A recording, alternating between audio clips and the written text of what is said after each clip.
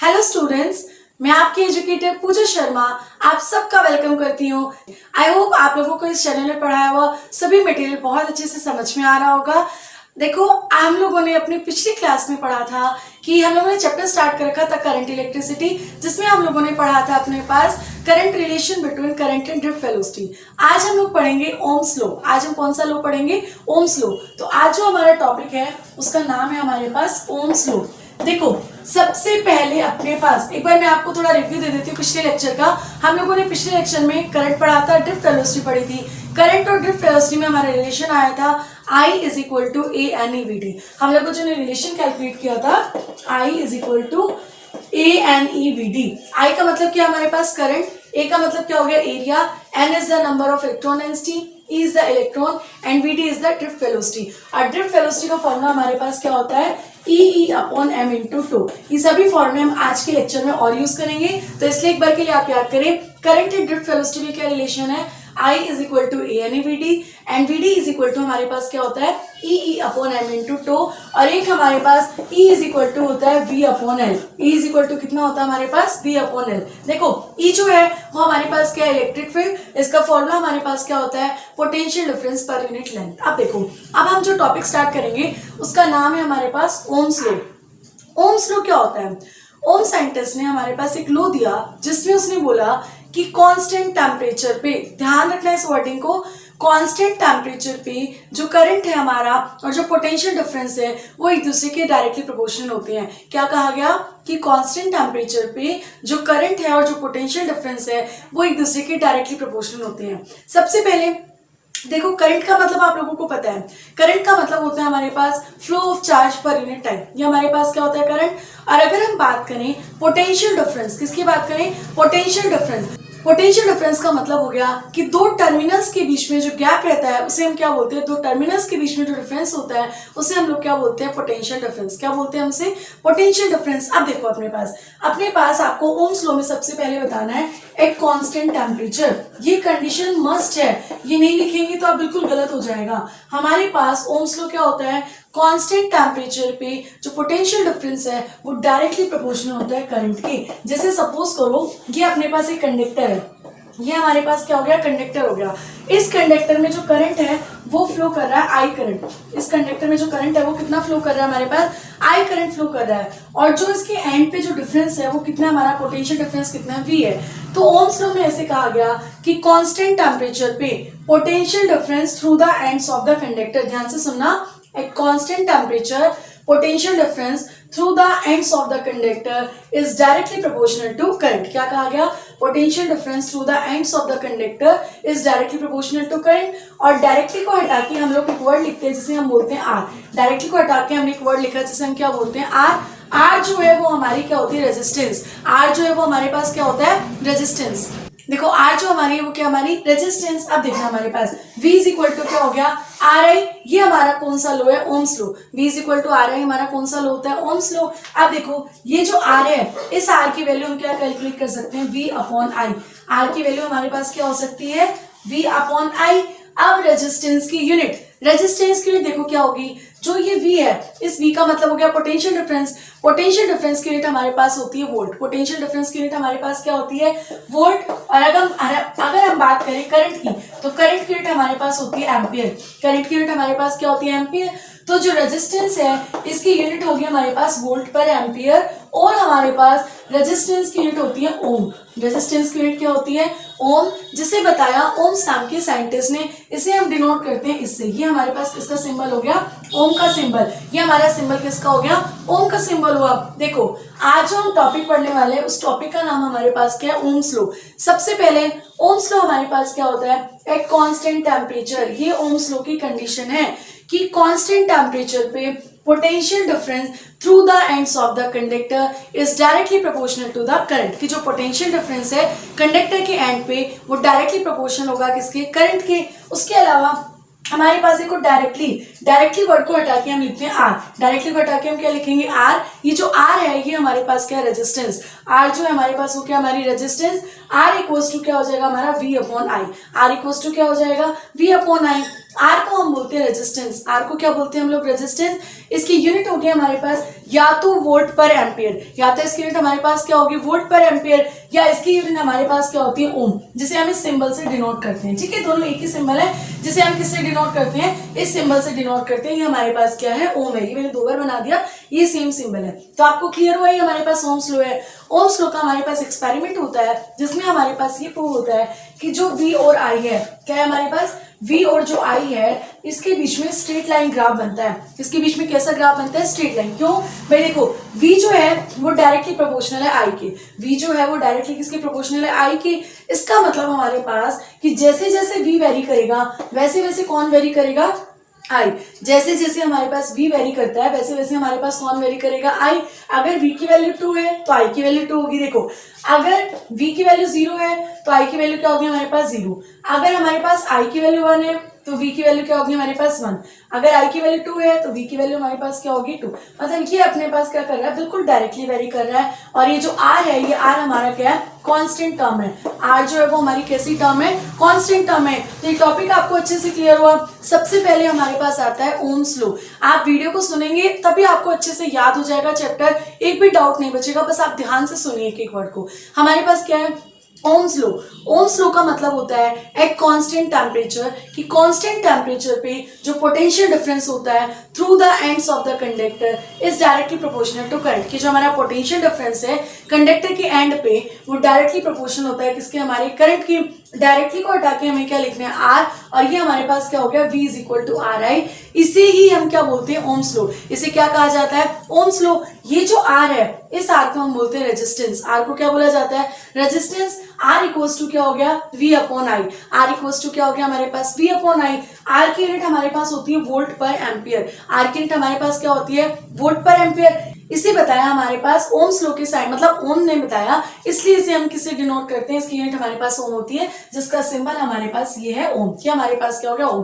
अब देखो हम लोग क्या करेंगे, अब हम ओम्स लॉ को डिराइव करेंगे किससे? ड्रिफ्ट वेलोसिटी को यूज करते हुए। हम इन फॉर्मूलास को यूज करते हुए हमारे पास क्या डिराइव करेंगे? Ohms law. ये फॉर्मूले आपको याद हो गई। करंट और ड्रिफ्ट वेलोसिटी में हमारा रिलेशन होता है I is equal to A N E V D. Current और ड्रिफ्ट वेलोसिटी में क्या रिलेशन होता है? I is equal to A N E V D. और ड्रिफ्ट वेलोसिटी का फॉर्मूला हमारे पास क्या होता है? E upon M into tau. Drift velocity का फॉर्मूला क्या होता है? E upon M into tau. उसके अलावा हमारे पास इलेक्ट्रिक फील्ड का फॉर्मूला होता है पोटेंशियल डिफरेंस पर यूनिट लेंथ। तो आप देखो हम अपने नेक्स्ट सेक्शन में ये देखेंगे हमारे पास कि हमें ओम्स लॉ को कैसे डिराइव करना है यूजिंग द ड्रिफ्ट वेलोसिटी। किसको यूज करते हुए? ड्रिफ्ट वेलोसिटी को यूज करते हुए।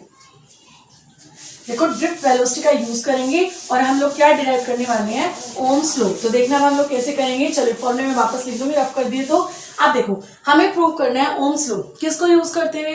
ड्रिफ्ट वेलोसिटी को। भाई हमारे पास ड्रिफ्ट वेलोसिटी का फॉर्मूला होता है, ध्यान से देखना। ड्रिफ्ट वेलोसिटी का फॉर्मूला होता है E upon M into tau. अभी अभी मैंने लिखे थे ना 3 फॉर्मूले। ड्रिफ्ट वेलोसिटी का फॉर्मूला क्या होता है? E upon M into tau. उसके बाद हमारे पास करंट और ड्रिफ्ट वेलोसिटी में रिलेशन होता है I is equal to A N E V D. क्या रिलेशन होता है हमारे पास? I is equal to A N E V D. अब देखो ये सब रिलेशन क्यों चाहिए मुझे? आप कोई भी डेरिवेशन समझने से पहले, कोई भी टॉपिक समझने से पहले मेरा तो एक सिंपल सा बात है कि आप लोगों को एक एक वर्ड का मीनिंग समझ में आना चाहिए। ठीक है, मैं अपने हर लेक्चर में आपको ये समझा रही हूँ कि हमें वर्ड का जो मीनिंग है, टॉपिक का जो वर्ड है, उस टॉपिक का एक एक मीनिंग समझना और उससे टॉपिक हमें इजीली याद कर लेना है। ठीक है, देखो हमारे पास मैम क्या करना चाह रही है? ओम्स लॉ को डिड्यूस करना चाह रही हूँ। जो टॉपिक है वो हमारे पास क्या है? Deduction of Ohm's law. हमें ओम्स लॉ को डिराइव करना है यूजिंग ड्रिफ्ट वेलोसिटी। ठीक है, हमें क्या करना है? ओम्स लॉ को डिराइव करना है यूजिंग ड्रिफ्ट वेलोसिटी। सबसे पहली बात तो अपन ने करंट इलेक्ट्रिसिटी में 2-3 ही चैप्टर, मतलब अपने पास अभी तक कितने टॉपिक पढ़े हैं? करंट इलेक्ट्रिसिटी स्टार्ट किया, बेसिक आइडिया पढ़ा, फिर हम लोगों ने ड्रिफ्ट वेलोसिटी पढ़ी, फिर हमने करंट और ड्रिफ्ट वेलोसिटी का रिलेशन किया। उसके बाद हम लोगों ने मतलब अलग अलग चीजें पढ़ी, जैसे अपने पास अब ड्रिफ्ट वेलोसिटी ग्राउंड में रिलेशन हो गया। अब उसके बाद हम लोगों ने पढ़ा ओम्स लॉ। अब ओम्स लॉ आ गया। अब ओम्स लॉ को यूज करते हुए हमें मतलब ओम्स लॉ को प्रूव करना है। ओम्स लॉ हमने अभी पढ़ा कि हमारे पास ओम्स लॉ क्या होता है? V is equal to I R. यानी हमें प्रूफ क्या करना है? V is equal to I R. अब देखो इधर मैंने जो फॉर्मूला लिया है उसमें V भी है और I भी है। मतलब हमें फॉर्मूला का सिलेक्शन ऐसे करना है कि जो चीज हमें प्रूव करनी है ना वो हमारे पास इजीली आ जाए। मैंने जो चूज किया वहां पे देखो V भी I भी है, सिर्फ एक वर्ड R ही तो नहीं है। ठीक है, R हम कैसे भी लेके आएंगे हमारे पास। तो आपको समझ में आया कि जो डायरेक्शन स्टार्ट करना है वो हमें कैसे करना पड़ता है। तो देखो अपने पास ड्रिफ्ट वेलोसिटी क्या हो गया? E upon M into two. I is equal to क्या हो गया A N E V D, I is equal to क्या हो गया हमारा A N E V D. आप देखो उस बात को प्रूव करते हैं। और तीसरा फॉर्मूला मैंने क्या लिखा था, E is equal to V upon M. पहले मैं ये वीडी की वैल्यू यहाँ पुट करती हूँ, ध्यान से देखना, I is equal to A N E, VD की वैल्यू यहाँ पे पुट करेंगे E E upon M into two, VD की वैल्यू पुट करी तो हमारे पास क्या होगी E E upon M into two. ये क्या बन गया हमारे पास, I is equal to A N E square E upon M into two. हमारे पास क्या बन गया, I is equal to A N E square E upon M into में टू। अब देखो इलेक्ट्रिक फील्ड का हमने फॉर्मूला भी पढ़ा था, हमने आपको बताया था E is equal to V upon N. ये वैल्यू यहाँ पुट कर दो, I is equal to A N E square, E की जगह हम लोगों ने क्या लिखा V upon L into M और इंटू क्या हो गया टू। अब देखो मेरे पास आई भी आ गया वी भी आ गया, कौन सी टर्म है, आर टर्म नहीं ना। पहले मैं इसको सेपरेट कर लेती हूँ, I is equal to A N E square upon M L into two into V. ये जो टर्म है इसको हम क्या मान लेंगे आर, इस टर्म को हम क्या मान लेंगे आर। तो हमारे पास आर इज इक्वल टू हमने क्या माना है M L upon A N E square tau, R is equal to हम लोगों ने क्या माना है M L upon A N E square tau. तो हमारे पास क्या हो गया V is equal to I R. ये हमारा कौन सा लॉ प्रूव हो गया, ओम्स लॉ। देखो हमें क्या करना था, ड्रिफ्ट वेलोसिटी का यूज करते हुए ओम्स लॉ को प्रूव करना था। ड्रिफ्ट वेलोसिटी का फॉर्मूला हमारे पास होता है V D is equal to E E upon M into tau. उसके अलावा हमारे पास करंट का फॉर्मूला होता है A N E V D, ठीक है। हमें आई और वी चाहिए था, मैंने एक बार आई का फॉर्मूला लिखा एक बार वी का फॉर्मूला लिखा। अब हमें पता है ये वी डी की वैल्यू हमने इस इक्वेशन में पुट की, देखो A as it is N as it is E as it is, VD की वैल्यू हमारे पास क्या होगी E E upon M into two, VD की वैल्यू क्या होगी E E M upon into two. अब देखो I is equal to A N, ये ई इंटू ई क्या बन गया E square E upon M into में टू, ई की जगह हम लोगों ने क्या लिखा वी अपॉन एल। अभी हमने फॉर्मूला पढ़ा कि इलेक्ट्रिक फील्ड का फॉर्मूला हमारे पास होता है पोटेंशियल डिफरेंस पर यूनिट लेंथ। तो हमारे पास क्या हो गया E इज इक्वल टू गया V upon L, E is equal to कितना हो गया हमारा V upon L m into tau. हमने इस रिलेशन को देखो, ये जो टर्म आई हमारे पास इस टर्म को हमने क्या लिया कांस्टेंट। तो आपको ये वैल्यू भी याद रखनी है, आगे यूज होगी। R इज इक्वल टू क्या होता है हमारे पास M L upon A N E square to और V इज इक्वल टू क्या हो गया आई आर। हमने क्या डिड्यूस कर दिया ओम्स लॉ डिड्यूस कर दिया, किसको यूज करते हुए ड्रिफ्ट वेलोसिटी को यूज करते हुए, ठीक है। अब देखो हमने जो रेजिस्टेंस पढ़ी अभी, ये जो आर है हमारा क्या रेजिस्टेंस है। जैसे सपोज करो आर का फॉर्मूला आप लोगों ने अभी हमने कैलकुलेट ही किया है, आर का फॉर्मूला हम लोगों ने क्या निकाला वी अपॉन आई। हमने कहा कि जो रेजिस्टेंस है उसकी यूनिट हमारे पास ओम होती है। क्या कहा हम लोगों ने कि जो रेजिस्टेंस है उसकी यूनिट हमारे पास क्या होती है ओम। अब आपको कहा गया कि आप ओम को डिफाइन करो, किसको डिफाइन करो ओम को डिफाइन करो। तो रेजिस्टेंस की यूनिट हो गई 1 ओम, चाहे ऐसे लिख लो चाहे आप OHM लिख लो, ठीक है। उसके बाद पोटेंशियल डिफरेंस की यूनिट क्या होगी 1 वोल्ट और आई की यूनिट हमारे पास क्या होगी 1 एम्पियर, आई की यूनिट हमारे पास क्या होगी 1 एम्पियर। तो हमारे पास किसी भी किसी भी कंडक्टर की रेजिस्टेंस को 1 ओम जब कहा जाएगा जब उसमें से 1 वोल्ट जो कंडक्टर है ना उसके एंड पे जो पोटेंशियल डिफरेंस अप्लाई किया जा रहा है वो 1 वोल्ट होगा और जो करंट है हमारे पास वो क्या होगा 1 एम्पियर। क्या कहा जा रहा है कि हमारे पास किसी भी कंडक्टर में रेजिस्टेंस को 1 ओम जब कहा जाएगा जब हमारे पास पोटेंशियल डिफरेंस कितना होगा 1 वोल्ट और करंट कितना होगा 1 एम्पियर। क्लियर होगी ना बात। हमारे पास रेजिस्टेंस है, रेजिस्टेंस की यूनिट क्या होती है ओम होती है। हमें डिफाइन करना था 1 ओम। 1 ओम कब कहा जाएगा किसी भी कंडक्टर में रेजिस्टेंस को 1 ओम जब कहा जाएगा जब कंडक्टर के एंड से पोटेंशियल डिफरेंस कितना होगा 1 वोल्ट और जो करंट है वो हमारे पास कितना होगा 1 एम्पियर। इस चीज को हम क्या बोलेंगे 1 ओम। अभी देखो हम आज टॉपिक पढ़ने वाले सिर्फ ओम्स लॉ पढ़ेंगे बिल्कुल अच्छे से। अभी हमें रेजिस्टेंस के बारे में और बातें सीखनी है। देखो हम ऐसे कहते हैं कि जो रेजिस्टेंस है, ध्यान यही लिख देती हूँ, जो रेजिस्टेंस है वो डायरेक्टली प्रोपोर्शनल है लेंथ की। ध्यान से देखना कि जो रेजिस्टेंस है वो डायरेक्टली प्रोपोर्शनल है किसके अपनी लेंथ के और जो हमारे पास रेजिस्टेंस है वो इनवर्सली प्रोपोर्शनल है एरिया के। क्या कहा हमने कि जो रेजिस्टेंस है वो डायरेक्टली प्रोपोर्शनल है लेंथ के और जो रेजिस्टेंस है वो इनवर्सली प्रोपोर्शनल है एरिया के। इन दोनों इक्वेशन को कंबाइन करो तो क्या हो जाएगा R directly proportional to L by A. ध्यान से देखना इन दोनों इक्वेशन को कंबाइन करने से हमारे पास आया क्या आता है हमारे पास कंबाइन करने से R directly proportional to L by A. इन दोनों इक्वेशन को कंबाइन करने से आया। अब हमारे पास क्या हो जाएगा R is equal to directly को हटा के हम क्या लिखेंगे रो, डायरेक्टली को हटा के हम लोग क्या लिखेंगे रो। इस रो को हम बोलते हैं स्पेसिफिक रेजिस्टेंस या रेजिस्टिविटी। ध्यान रखना इस रो को हम क्या बोलते हैं स्पेसिफिक रेजिस्टेंस या इसे हम क्या बोलेंगे रेजिस्टिविटी। इसका नाम लिख देते हैं। इस रो को हम बोलेंगे या तो हम बोलेंगे स्पेसिफिक रेजिस्टेंस या इसी का नाम हमारे पास क्या होगा रेजिस्टिविटी। देखो हमने ऐसे कहा कि जो रेजिस्टेंस है वो डायरेक्टली प्रोपोर्शनल है लेंथ के। जो रेजिस्टेंस है वो इनवर्सली प्रोपोर्शनल है एरिया के। दोनों इक्वेशंस को हमने कंबाइन किया, आर डायरेक्टली प्रोपोर्शनल क्या हो गया, L by A, R directly proportional to L by A. अब डायरेक्टली को हटा के हमने क्या लिखा, रो। ये जो कांस्टेंट है, ये जो रो है, इसी हम बोलते हैं स्पेसिफिक रेजिस्टेंस है, इसी का नाम हमारे पास क्या है, रेजिस्टिविटी।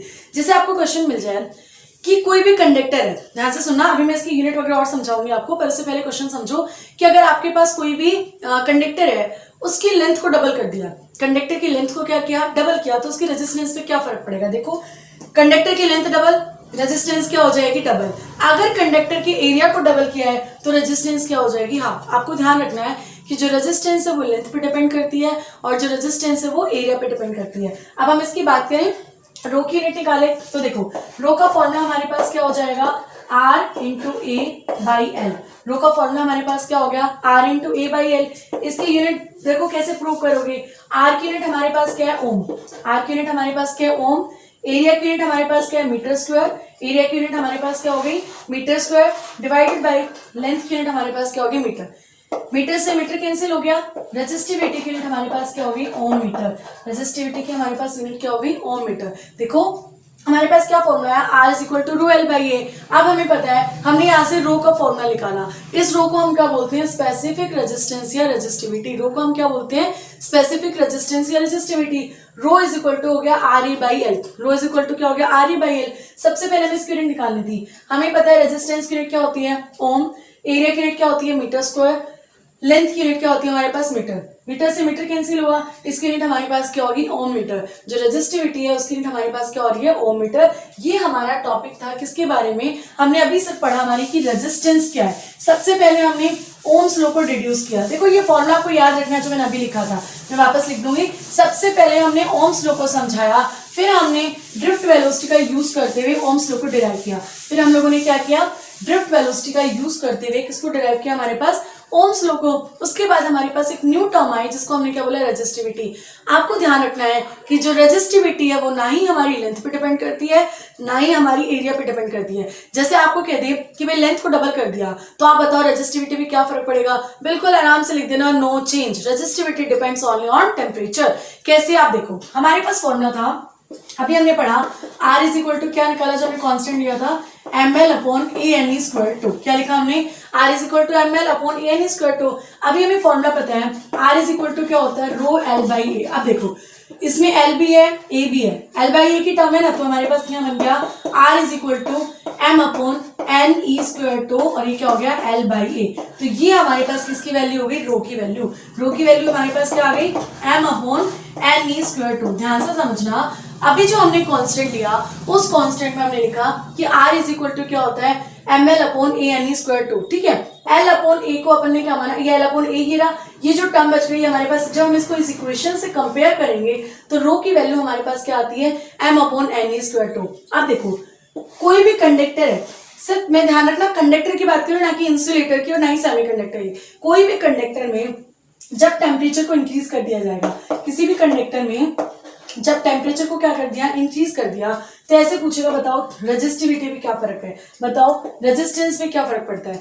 हमने किसी भी कंडक्टर का टेम्परेचर इंक्रीज किया, टेम्परेचर इंक्रीज करने से क्या होगा कि उसके इलेक्ट्रॉन फटाफट मूव करेंगे, भाई जल्दी जल्दी जाएंगे, इलेक्ट्रॉन जल्दी जाएंगे तो टाइम क्या होगा, कम होगा अपने पास। हाँ देखो सॉरी, इलेक्ट्रॉन जल्दी जल्दी जाएंगे, अब उसमें हमारे पास क्या कवर हो रहा है, अपने पास टाइम कम कवर हो रहा है, तो हमारी रेजिस्टिविटी क्या हो जाएगी, हमारी ज्यादा हो जाएगी। क्या हो जाएगी हमारी रेजिस्टिविटी भाई देखो हमारे पास क्या है, कोई कंडक्टर है, कंडक्टर में हमने क्या किया, टेम्परेचर को इंक्रीज कर दिया, तो इलेक्ट्रॉन क्या करेंगे, फास्ट मूव करेंगे।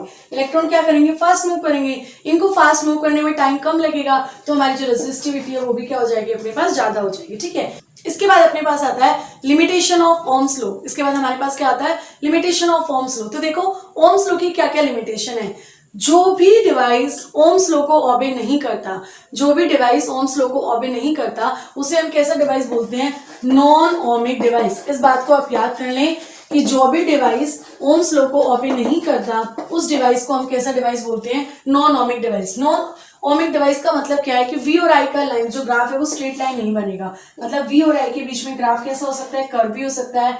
वी और आई के बीच में जो हमारा ग्राफ है वो कैसा बन सकता है, ऐसे भी जा सकता है। वी और आई के बीच में जो ग्राफ है वो कैसे जा सकता है, ऐसे भी जाता है। ये जितनी भी अपने पास ग्राफ बनाए ना, ये सारे के सारे क्या हमारे पास नॉन ओमिक डिवाइस, ये सारे के सारे हमारे पास क्या है, नॉन ओमिक डिवाइस। और यहीं पे हमारा टॉपिक कंप्लीट होता है किसका, ओम्स लॉ का। एक बार आप समझें, सबसे पहले देखो हम लोगों ने रिलेशन याद रखना है। I इज इक्वल टू क्या होता है हमारे पास, करंट और ड्रिफ्ट वेलोसिटी का relation. I is equal to ANEVD। Drift velocity का फॉर्मूला होता है हमारे पास E upon m into tau. Drift velocity का फॉर्मूला क्या होता है, E upon m into tau. तीसरा, इलेक्ट्रिक फील्ड का फॉर्मूला हमारे पास क्या होता है, पोटेंशियल डिफरेंस पर यूनिट लेंथ। इलेक्ट्रिक फील्ड का क्या हो गया, पोटेंशियल डिफरेंस पर यूनिट लेंथ। हमने ओम्स लॉ को समझा कि कांस्टेंट टेम्परेचर पे जब कंडक्टर के एंड पे जो पोटेंशियल डिफरेंस है वो डायरेक्टली प्रोपोर्शनल होता है करंट के, उस कंडीशन को हम क्या बोलते हैं, Ohm's law. V directly proportional to I directly proportional to V। यहाँ जब इस डायरेक्टली को हटाया तो हमने क्या लिखा, R, जो कि R हमारा क्या है, रेजिस्टेंस। R हमारी क्या है, रेजिस्टेंस है। उसके बाद हम लोगों ने पढ़ा कि हम ड्रिफ्ट वेलोसिटी को यूज करते हुए ओम्स लॉ को कैसे डिराइव करेंगे, वो हम लोगों ने डिराइव करना सीख लिया। वहां से हमने टर्म याद किया, R is equal to ml upon AN square to और rho is equal to m upon n square to. ठीक है, इस चीज को कंपेयर करके हम लोगों ने निकाला। फिर हमने पढ़ा कि जो रेजिस्टेंस है वो डायरेक्टली प्रोपोर्शनल है लेंथ के, रेजिस्टेंस है वो इनवर्सली प्रोपोर्शनल है एरिया के। जब इनको कंबाइन किया तो हमारे पास क्या है, रो। इस रो को हमने क्या बोला, रेजिस्टिविटी। इस रो को हमने क्या बोला, रेजिस्टिविटी। इसकी यूनिट हमारे पास क्या आई, ओम मीटर। क्या यूनिट है इसकी हमारे पास, ओम मीटर। फिर हमारे पास आई लिमिटेशन ऑफ ओम्स लॉ। फिर हमारे पास क्या आते हैं, लिमिटेशन ऑफ ओम्स लॉ।